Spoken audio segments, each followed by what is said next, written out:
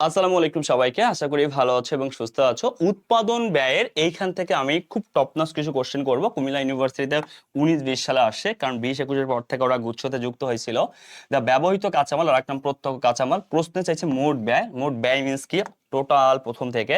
তাহলে ব্যবহৃত কাঁচামাল এতটা দেওয়া আছে এবং প্রত্যক্ষ মজুরি 80,000। তাহলে এর সাথে প্রথমে যোগ করতে হয় 80 আর 90, 8 80 দুকোনি কত, 1,60,000 আর 10 বেশি উপরে 1,70,000। আসো, এবার বলেছে দুটো যোগ করলে কি হবে ভাইয়া? আর প্রত্যক্ষ মজুরি আছে, প্রত্যক্ষ মজুরি 40%। আচ্ছা, এটা পরের ব্যাপার। তাহলে এইখানে যোগ করলে পরে 1,70,000, এর নাম মুখ্য ব্যয়। মুখ্য ব্যয় ডান। এবার আসো, প্রত্যক্ষ যে মজুরি এর 40% বন্টন উপরিব্যয়। Okay fine, clear. বন্টন উপরিব্যয়। আচ্ছা, তো দেখো তো এই যে প্রত্যক্ষ মজুরি কত পার্সেন্ট? 40%। প্রত্যক্ষ মজুরি হচ্ছে 80। তাহলে ভাই 80,000-এর 10% হলো 8, 40% 4 32। দ্যাট মিন কত ভাইয়া? 32,000 টাকা। এবার আসো, বন্টন উপরিব্যয়। এবার হচ্ছে এবং কারখানা উপরিব্যয়, এবং কারখানা উপরিব্যয়ের 10% প্রশাসনিক উপরিব্যয়। ওকে, এবার আসো, এই যে উপরিব্যয় যদি যোগ করি আমরা কি পাবো? তার নাম কারখানা ব্যয় পাবো। কারখানা ব্যয়, মুখ্য ব্যয়ের সাথে উপরিব্যয় যোগ করলে আমরা কারখানা ব্যয় বা উৎপাদন ব্যয় পাবো। 1,70,000 আর 30, তাহলে ভাই 1,00,000 কত? 2,00,000, 2,02,000। এবার আসো, খুব গুরুত্বপূর্ণ কোশ্চেন। এবার আসো ভাইয়া, বলেছে কারখানা ব্যয়ের 10%। তাহলে কারখানা ব্যয় কি? এইটাকে বলে কারখানা ব্যয় বা উৎপাদন ব্যয়। এর 10% হচ্ছে প্রশাসনিক উপরিব্যয়। 10% করলে 2,00,000, 10% করলে 2,20,200। কারণ 2,02,000 মানে কি, একটা শূন্য বাদ দাও তো, 2,02,000 এর 10% মানে 20,200, তাই না ভাইয়া? তার 2,02,000 আল্লাহ 20,200, তাহলে কত হবে ভাইয়া? 2,02,000। আচ্ছা, আল্লাহ 20,000, 2,02,000 আর 20,000, 2,22,000 সামথিং। ওকে আছে, এই যে ভাইয়া দেখছো? ওকে, এটা মোট ব্যয়। যদি প্রশ্নে বলতো কারখানা ব্যয় বা উৎপাদন ব্যয়, এটা অ্যান্সার। যদি বলতো মুখ্য ব্যয় কত, তাহলে মুখ্য ব্যয় বলে এটা অ্যান্সার। বুঝেছো ভাইয়া? ক্লিয়ার? ওকে, ক্লিয়ার শর্ট। কিন্তু একদম এইখানে একটা টুইস্ট আছে। যদি বলতো এখানে বিক্রয়ের পরিমাণ 3,00,000, তাহলে ভাইয়া মোট লাভ মুনাফা কত হতো? ঠিক আছে, তাহলে বিক্রয় 3,00,000 আর ব্যয় হচ্ছে এটা, এই দুটো ডিফারেন্স হচ্ছে মুনাফা। ব্যয় কত ভাইয়া? এটা হচ্ছে ব্যয়। তো এটা হচ্ছে ব্যয় আর এটা মুনাফা, বিক্রয়। এটা বিক্রয়, তাহলে দুইটা ডিফারেন্সটার নাম মুনাফা। আবার যদি বলতো এখানে মুনাফা 10% হলে, মুনাফা মোট ব্যয় 10% হলে বিক্রয় কত, তাহলে এটার উপর আবার 10% করতাম, করলে একটা শূন্য বাদ, তাহলে 2,2,2,2,0। এই মুনাফাটা এবার এর সাথে মুনাফা যোগ করলে আমি বিক্রয় পাইতাম। আমার ম্যাথগুলো ভালো করে করবা, তোমার পুরোটা ক্লিয়ার হবে। ঠিক আছে? তাহলে উৎপাদন ব্যয় থেকে কি কোশ্চেন হইতে পারে? এই টপিক রিলেটেড, বিক্রয়, মুনাফা, ব্যয় সব ক্লিয়ার। ওকে, পরীক্ষার ঝামেলা কিন্তু এখানে এই টপিকগুলো নিয়েই হয়। প্রত্যেকটা কথা ভালো করে মন দিয়ে শুনবেন ইনশাআল্লাহ। হ্যাঁ, বলেছে কোন ব্যয়টি উৎপাদন ব্যয় কিন্তু অন্তর্ভুক্ত হবে না। ওকে আসো, এই জায়গায় কোনটি উৎপাদন ব্যয়? যে ক্রয় বার্তা আছে, বিক্রয় বার্তা আছে, ক্রয় আয়কর, এটা ব্যক্তিগত ভাইয়া। এটা ব্যক্তিগত না, ব্যক্তিগত জিনিস, তার মানে ভাইয়া আয়কর এটা আসে না উৎপাদন ব্যয়তে। মেশিন আনয়নের জন্য এত টাকা পরিবহন খরচ, যার জন্য ডেবিট করতে মেশিন আনছো। তাহলে মেশিন আনছো মানে কি, তুমি এখনো ব্যবহার করোনি। মনে রাখবে, মেশিন একটা স্থায়ী সম্পদ। কোনো সম্পত্তি কিনলে তা ব্যবহারের উপযোগী করার আগ পর্যন্ত যত খরচ, তাকে মেশিন খরচ হিসেবে দেখাইতে হবে।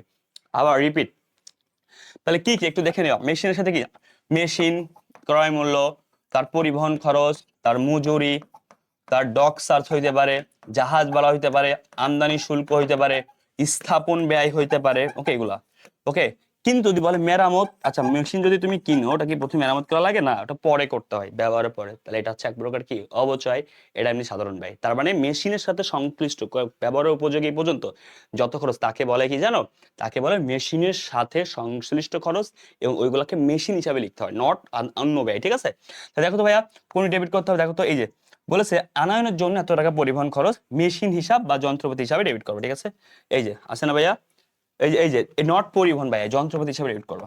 ওকে, তাহলে এই দেখো তো, কখন একটি মজুরি বা কখন একটি সংস্থাপন ব্যয় বা কখন একটি পরিবহন খরচ সম্পদ মূলধন জাতীয় ব্যয় অথবা সম্পত্তি হিসেবে দেখাচ্ছ, যখন ওটা কোনো স্থায়ী সম্পত্তি ক্রয়ের সাথে রিলেটেড। যদি বলে ক্রয় পরিবহন, না ভাইয়া, পণ্য ক্রয় করতে গেলে পরিবহন একটা সাধারণ ব্যয়, মানে ক্রয়ের সাথে দেখায়। কিন্তু এখানে যন্ত্রপাতি বা মেশিন কিনছো, স্থায়ী সম্পত্তি, তাই ওই জিনিসটাকে আমরা সম্পত্তি হিসেবে দেখাচ্ছি। ওকে, বা মূলধন জাতীয় ব্যয় দেখাচ্ছি, কারণ সম্পত্তি হিসেবে দেখানো যা, আর মূলধন জাতীয় ব্যয় হিসেবে দেখানো যেই লাউ সেই কদু। কারণ কি ভাইয়া? কারণ সম্পত্তি কি, অন কাইন্ড অফ মূলধন জাতীয় ব্যয়। এবার আসো, এখানে ভাইয়া কি আছে? বলেছে মুখ্য ব্যয় কত টাকা। আমরা জানি মুখ্য ব্যয় আমরা বের করতে হয়। মুখ্য ব্যয় বের করতে হয় ব্যবহৃত কাঁচামাল ও প্রত্যক্ষ কাঁচামালের সাথে প্রত্যক্ষ খরচ যোগ করতে হয়। তাহলে প্রত্যক্ষ কাঁচামাল, ব্যবহৃত কাঁচামাল এ দেওয়া আছে। ওকে ফাইন, প্রত্যক্ষ মজুরি আছে এত টাকা, পরোক্ষ খরচ, ভাই পরোক্ষ খরচ কিন্তু আসে না, ভেরি ইম্পর্টেন্ট। ওকে, পরোক্ষ খরচ আসে, এটা কোথায় যায়? কারখানা পরিবারের মধ্যে। বিজ্ঞাপন খরচ, এটা বিক্রয়ের সংক্রান্ত খরচ, বিক্রয় বন্টন খরচ এখানে আসে না, এটা প্রশাসনিক উপরিব্যয়। ওই লাস্টের অপশন প্রত্যক্ষ আছে 2000 আর 1000, 3000, আর তো কিছু নাই, তাহলে না থাকলে এটা অ্যান্সার। ওকে, সহজ কোশ্চেন, বুঝতে পারছো? এখান থেকে কিন্তু অন্যান্য আরো অনেক প্যাচ আসতে পারে, ওই প্যাচ গুলোর জন্য তোমাকে রেডি থাকতে হবে, বুঝতে পারছো? একেবারেই সব ইজি হবে তা কিন্তু না, বুঝতে পারছো? আর এই মুখ্য ব্যয়ের সাথে কারখানা পরিব্যয় যোগ করলে আমরা কারখানা ব্যয় পাই। আসো, বলেছে ক্রয় মূল্যের উপরে 25% মুনাফা করলে বিক্রয় মূল্যের মুনাফা হার কত? এই কোশ্চেনটা আর্থিক অবস্থার রিলেটেড কোশ্চেন, আমরা মুনাফা হার রিলেটেড। ক্রয় মূল্য মানে কি? ব্যয়, ব্যয়ের উপর 25% হলে বিক্রয়ের উপর কত? আমরা জানি ক্রয় মূল্য থাকলে যোগ প্রক্রিয়া, যারা আমার এই টেকনিকটা ক্লাস করে জেনে নাও, ক্রয় মূল্য থাকলে যোগ প্রক্রিয়া কিভাবে বের করতে জানো? বিক্রয় মূল্য, তাহলে মুনাফার হার দুইটা মূল্যের উপর হয়, একটা ক্রয় মূল্য, একটা হচ্ছে বিক্রয় মূল্য। এখানে ক্রয় মূল্য দেওয়া আছে, তাহলে যোগ প্রক্রিয়া 100 শতকরা 100 যোগ 25, এই যোগ প্রক্রিয়া 25 বাই 125, 25 একে 25, 5 25 125, 100 ভাগ 5 20%, বুঝতে পারছো? এটা বিক্রয় মূল্যের উপরে। তাহলে ক্রয় মূল্য দেওয়া থাকলে যোগ প্রক্রিয়া, আর বিক্রয় মূল্য থেকে ক্রয় মূল্য যেতে হলে বিয়োগ প্রক্রিয়া, বয়সীতে বিয়োগ। তার মানে বিক্রয় মূল্য বের করতে হবে, ক্রয় মূল্য দেওয়া আছে, যোগ প্রক্রিয়া দিয়ে বের করবো, ঠিক আছে? আর যদি বিক্রয় মূল্য দেওয়া থাকতো মনে করো 10%, 10 বাই 100 মাইনাস 10 গুণ 100, শেষ। এভাবে মুনাফার হারটা বের করতাম। কোশ্চেনটা অনেক জায়গায় আসছে এবং খুবই গুরুত্বপূর্ণ। আসো ভাইয়া, একে বলে মুনাফার হার ট্রান্সফার সিস্টেম। বলেছে এখানে রূপান্তর ব্যয়, ভেরি ইম্পর্টেন্ট কোশ্চেন। রূপান্তর ব্যয় তাহলে কেমনে মনে রাখো? রূপান্তর ব্যয় দুটো জিনিস লাগে, ভেরি ইম্পর্টেন্ট, হ্যাঁ। প্রত্যক্ষ খরচ লাগে এক, নাম্বার 1, নাম্বার 2 লাগে কারখানা উপরিব্যয়, কারখানা উপরিব্যয়, বুঝতে পারছো? কারখানা উপরিব্যয়, ভেরি ইম্পর্টেন্ট কোশ্চেন। ওকে, আসো তাহলে প্রত্যক্ষ খরচ লাগে আর কারখানা উপরিব্যয়। প্রত্যক্ষ খরচ কত হচ্ছে? প্রত্যক্ষ মজুরি আছে, এই যে প্রত্যক্ষ মজুরি প্রত্যক্ষ খরচের অংশ। কাঁচামাল ব্যয়, ভাই কাঁচামাল কি? একটা প্রত্যক্ষ কাঁচামাল, নট লাইক দ্যাট প্রত্যক্ষ খরচ। ওকে, মানে প্রত্যক্ষ কাঁচামাল ওটা ভাইয়া, ক্লিয়ার, র ম্যাটেরিয়াল। অন্যান্য প্রত্যক্ষ খরচ, এটা খরচ 3 আর 6 9, কারখানা উপরিব্যয় 3, 9 আর 3 কত ভাইয়া? 12,000, শেষ। এটা হচ্ছে রূপান্তর ব্যয়, বুঝতে পারছো? যদি এখানে বলতো কারখানা ব্যয় আছে, ভাই অত না খায় ভাইয়া, ভালো করে বুঝো প্লিজ। কারখানা ব্যয় বললে কিন্তু হবে না, নট উপরিব্যয় বলতে হবে। তাহলে কারখানা ব্যয় বলে ওটা নিতাম না আমরা, বুঝতে পারছো? হ্যাঁ, এটা হতে পারতো, ধরো অঙ্কে বলা আছে মুখ্য ব্যয় হচ্ছে তোমার 60,000, কারখানা ব্যয় হচ্ছে তোমার 80,000। তাহলে এখানে বলতো এই দুটার মাঝখানে মুখ্য ব্যয়ের সাথে কারখানা উপরিব্যয় যোগ করলে কারখানা ব্যয়, তাই এখানে উপরিব্যয় লুকায় আছে 20, তাহলে এভাবে বের করতাম, বুঝতে পারছো? তার মানে মুখ্য ব্যয় আর কারখানা ব্যয়ের মাঝে কে থাকে? কারখানা উপরিব্যয়। এভাবে বের করা যাইতো, কিন্তু তুমি কখনোই কারখানা ব্যয় থাকলে ওটাকে উপরিব্যয় সাথে ধরতে পারবে না, বের করে নিতে হবে। আসো, আমি যে কথাগুলো বলি প্রত্যেকটা বিভিন্ন ম্যাথের প্যাচ। দেখো, কোন উৎপাদন ব্যয় এত টাকা, বিক্রিত পণ্যের ব্যয় এত টাকা, সমাপনী মূল্য এত টাকা।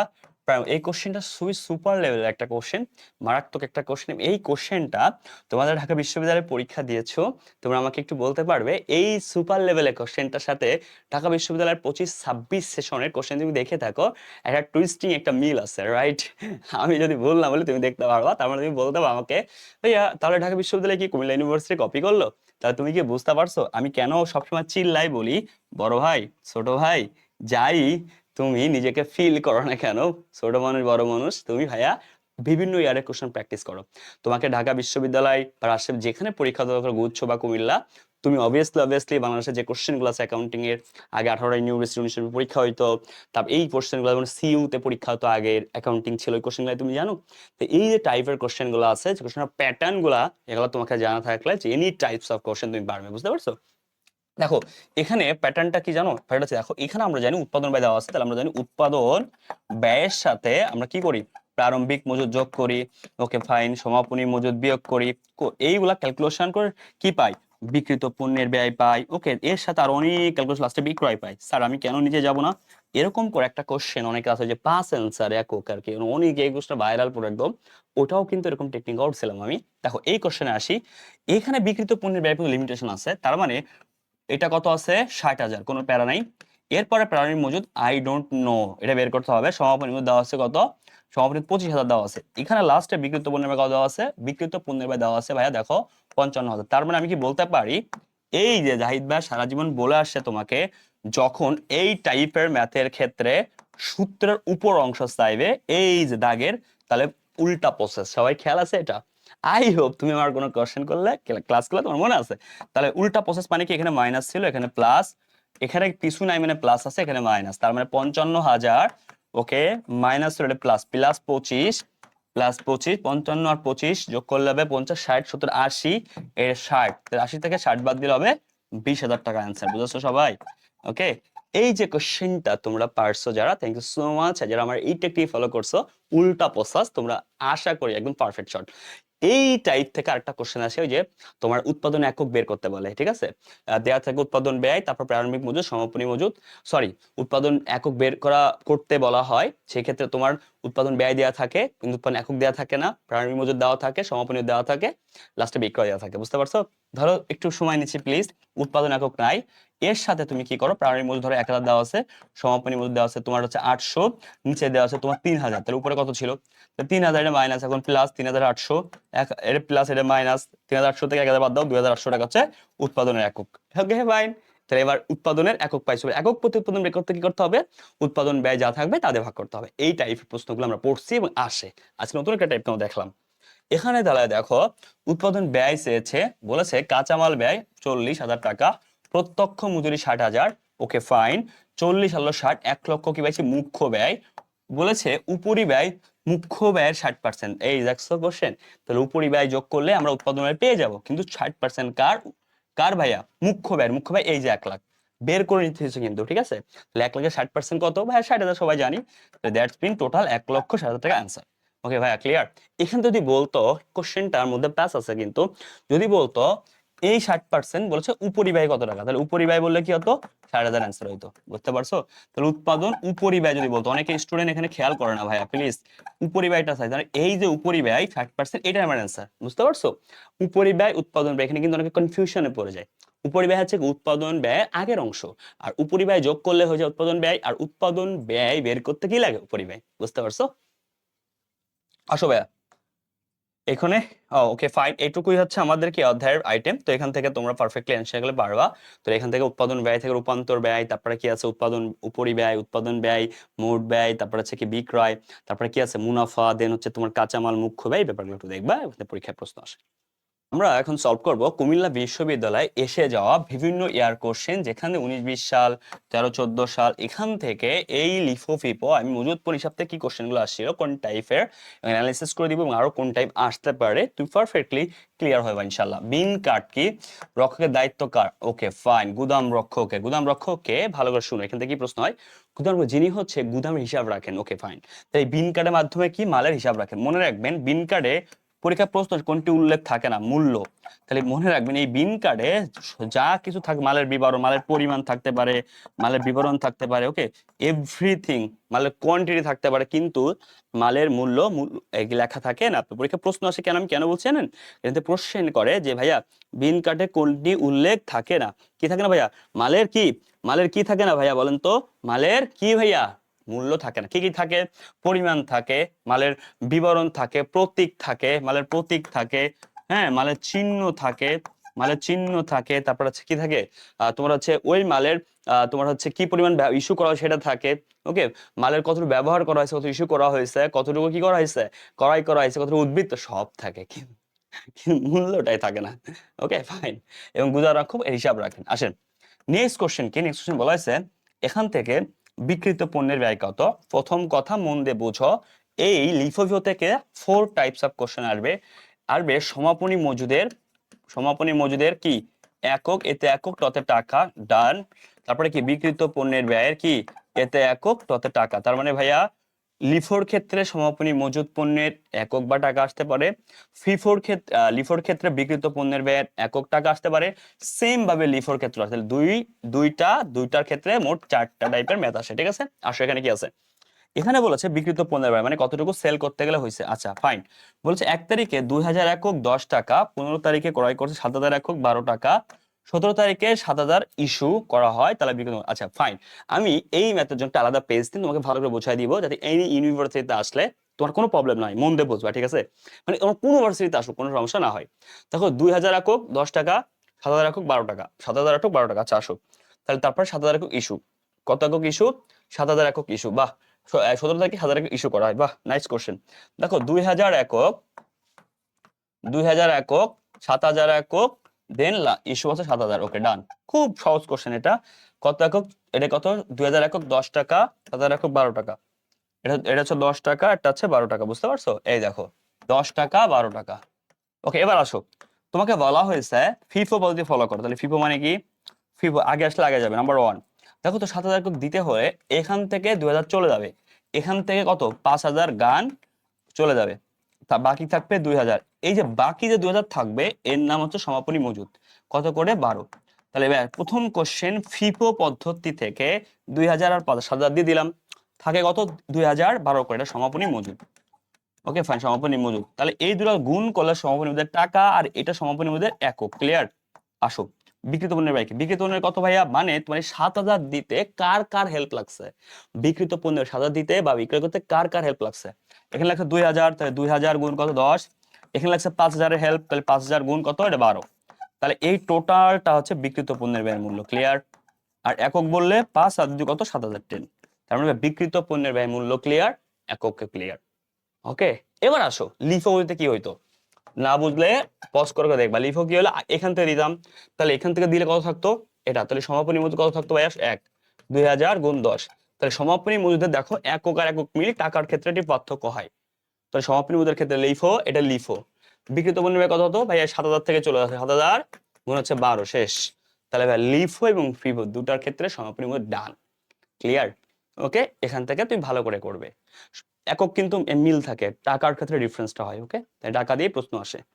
সুপার সাজেশন ঘাটতি কোশ্চেনটা আসতে পারে এখান থেকে, এই টপিক থেকে। ঘাটতি কি জানো? ধরো উদ্বৃত্ত আছে তোমার কত? 500। এবার ধরো তুমি কিনছো 200, এবার বিক্রি করছো হচ্ছে তোমার কত? 700।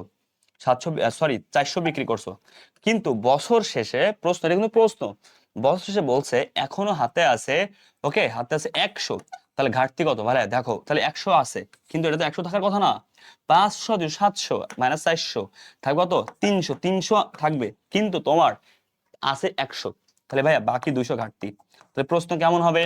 প্রারম্ভিক 500, কিনেছো 200, বিক্রি 400, কিন্তু হাতে আছে 100। তাহলে ঘাটতি কত? ঘাটতি যতটুকু শর্ট পড়ে এতটুকু ঘাটতি। তো যতটুকু শর্ট পড়ে এতটুকু ঘাটতি। ক্লিয়ার? এতটুকু ঘাটতি, এইভাবে বের করো, এটা ইজি কোশ্চেন আর কি। দেখো এরপরে কি আছে আমাদের কোশ্চেন, মজুত মূল্য মূল্যায়নের সহজ পদ্ধতি কোনটা? এটা কি বলা লাগবে? মজুত পণ্য মূল্যায়নের ক্ষেত্রে সহজ পদ্ধতি কোনটা, এটা কি বলা লাগবে ভাইয়া? ওকে, আগে আসলে আগে যায়, ফিফো পদ্ধতি। ক্লিয়ার? এখান থেকে একটা জিনিস খুব টপ নচ কোশ্চেন, একটা ধারণা দিয়ে দিচ্ছি। বলে ভুন্দে শুনো, মুদ্রাস্ফীতি, মুদ্রাস্ফীতি দাম বৃদ্ধি, এই মুদ্রাস্ফীতি কোনটি জনপ্রিয়? যদি স্বাভাবিকভাবে বলে মুদ্রাস্ফীতির ক্ষেত্রে, মজুত মালের ক্ষেত্রে লিফো জনপ্রিয়, কারণ মুদ্রাস্ফীতি দাম বাড়া, দাম কি বৃদ্ধি, আর এলে কি লার্জ, লার্জ মানে বৃদ্ধি, দাম বৃদ্ধি, এর ইংরেজি লার্জ, মিলে যায়, এইভাবে মনে রাখবে। নাম্বার 1। নাম্বার 2, যদি বলে মুদ্রা সংকোচন বা দাম হ্রাস, সংকোচন বা হ্রাস, সেই ক্ষেত্রে কি হবে? ফিফো। এখান থেকে কোশ্চেন হয় কিন্তু। ওকে, এবার আসো টুইস্ট হচ্ছে এখানে, যদি কখনো বলে ফেলে মুদ্রাস্ফীতি কিন্তু কি সমাপনী মজুদের ক্ষেত্রে, সমাপনীদের ক্ষেত্রে কি হবে? মুনাফা বেশি, মুনাফা কি হবে? মুনাফা বেশি, তখন হবে ফিফো, উল্টে যাবে। ক্লিয়ার? ওকে ফাইন, ক্লিয়ার ভাইয়া? ক্লিয়ার? ক্লিয়ার? ক্লিয়ার? মুদ্রা সংকোচন কিন্তু সমাপনী মুদ্রার ক্ষেত্রে দাম বেশি, তখন হবে লিফো, উল্টে যাবে। তার মানে সমাপনী মুদ্রার ক্ষেত্রে কোনটিতে মুনাফা বেশি, এই কথা বলে উল্টে যাবে, শেষ। এই টপিকগুলা 4টা কোশ্চেন থেকে একটা কোশ্চেন হিট করতে পারে। Thank you so much. ব্যবস্থাপনা হিসাব বিজ্ঞান পরিচিতি, এখান থেকে তোমাকে যেটা দেখতে হবে, এই টাইপের প্রশ্নগুলা কুমিল্লা ইউনিভার্সিটি লাস্ট যখন আলাদা পরীক্ষা সেখানে আসছে, তার মানে খুব ইম্পর্টেন্ট। অন্যান্য বিশ্ববিদ্যালয়, ঢাকা বিশ্ববিদ্যালয়ের মতো বিশ্ববিদ্যালয় এ থেকে প্রশ্ন করছে 25 সেশনে, যেখানে অনেকে পড়ে না, কিন্তু আমি আমার শিক্ষার্থীদেরকে পড়াইছি, আমার শিক্ষার্থীরা পড়ছে, এবং তুমিও ইনশাল্লাহ গ্যাপ থাকলে এতে কভার করে নাও, ঠিক আছে?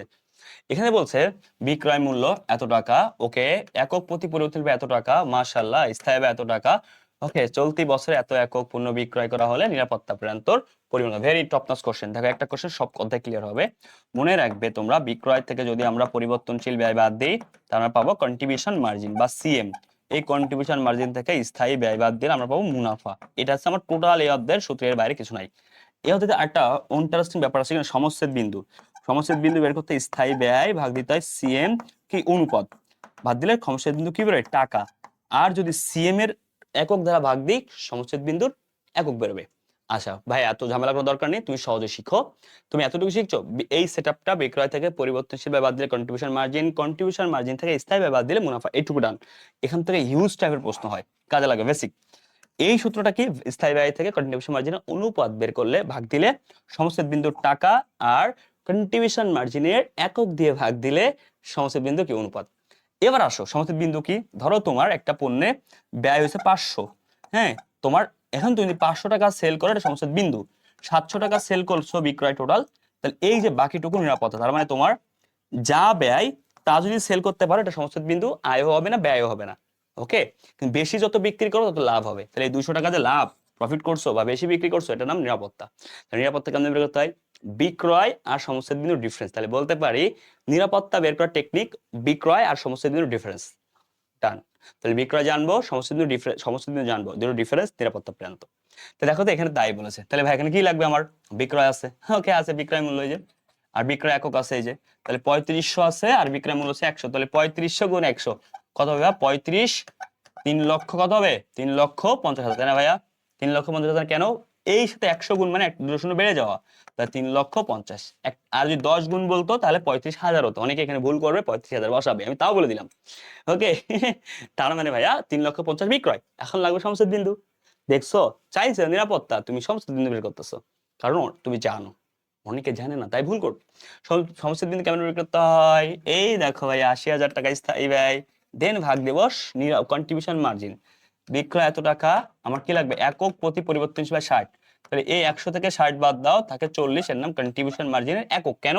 বিক্রয় মূল্যের একক, পরিবর্তনশীল ব্যয়ের একক, তার মানে পাবো কন্ট্রিবিউশন মার্জিন একক। কোথায় পেলাম? এই যে, তাহলে বিক্রয় কত? 100, কন্ট্রিবিউশন মার্জিন বের করতে হবে, তাহলে পরিবর্তনশীল ব্যয় 40, তাহলে ভাই 60, তাহলে কন্ট্রিবিউশন মার্জিন 40 হয়ে গেল।